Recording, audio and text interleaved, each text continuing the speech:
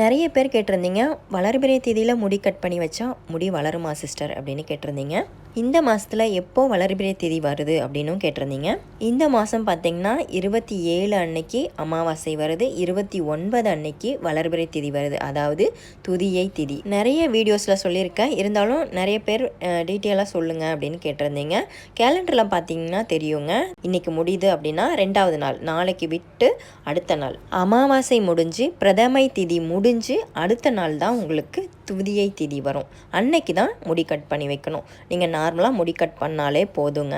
இல்லை உங்ககிட்ட வாழை மரம் இருக்குது, பக்கத்தில் வாழை மரம் ஏதாவது இருக்குது அப்படின்னா வாழை மரத்தோட இடையில வைக்கிறது ரொம்பவே விசேஷம். அதுதான் சொல்லியிருந்தேன். வாழை மரம் இல்லை சிஸ்டர் என்ன பண்ணலாம் அப்படின்னு கேட்டிருந்தீங்க. ஒன்றும் பிரச்சனை இல்லை, நீங்கள் முடி அந்த அன்னைக்கு முடி கட் பண்ணிங்கனாவே போதும். செவ்வாய்க்கிழமையாக இருக்கே என்ன பண்ணலான்னு கேட்பீங்க. இருந்தாலும் பரவாயில்ல, டே டைமில் கட் பண்ணிவிட்டு வாஷ் பண்ணிடுங்க. நீங்கள் தலைக்கு குளிச்சுருங்க. இதனால் முடி வளருமா அப்படின்னு கேட்பீங்க. முடி எனக்கு வளர்ந்த மாதிரி ஒரு ஃபீல் இருந்ததுங்க. பிரதோஷ அன்னையிலேருந்து துதியை திதி அன்னை வரைக்கும் ஒவ்வொரு மாதமும் நீங்கள் டெஸ்ட் பண்ணிங்கன்னா தெரியும், அளந்திங்கன்னா உங்களுக்கு தெரியும். இதை ஃபாலோ பண்ணுறது ரொம்ப டிஃபிகல்ட்டு தான். கட் பண்ணி வச்சுட்டு நீங்கள் அந்தந்த மாதத்துக்குள்ளே அளந்து பாருங்கள், கண்டிப்பாக உங்களுக்கு தெரியும். கட் பண்ணுறது நிறைய கட் பண்ணிடாதீங்க, கொஞ்சம் தான் கட் பண்ணணும்.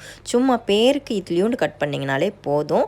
இந்த மூட நம்பிக்கை வேண்டாமே சிஸ்டர்னு கூட நிறைய பேர் கேட்டிருந்தீங்க. இது மூட நம்பிக்கையாகவே இருந்தாலும் இதில் கான்சென்ட்ரேட் பண்ணி பாருங்கள், கண்டிப்பாக இதில் நல்ல ரிசல்ட் இருக்குங்க. ஒரு மாதம் மிஸ் பண்ணிட்டோம், மறந்துட்டோம், என்ன பண்ணுறது சிஸ்டர்னு கூட கேட்பீங்க. பரவாயில்ல, இந்த மாதம் மறந்துட்டீங்க விட்டுட்டீங்க அப்படின்னா அடுத்த மாதம் நீங்கள் அதை ஃபாலோ பண்ணுங்கள். இது எவ்ரி மந்த்து ஃபாலோ பண்ணி பாருங்கள், கண்டிப்பாக உங்களுக்கு நல்ல ரிசல்ட் இருக்கும். வாழை மரத்தோட இடையில வச்சிங்கன்னா கண்டிப்பாக நீங்கள் நல்ல ரிசல்ட்டை எதிர்பார்க்கலாங்க.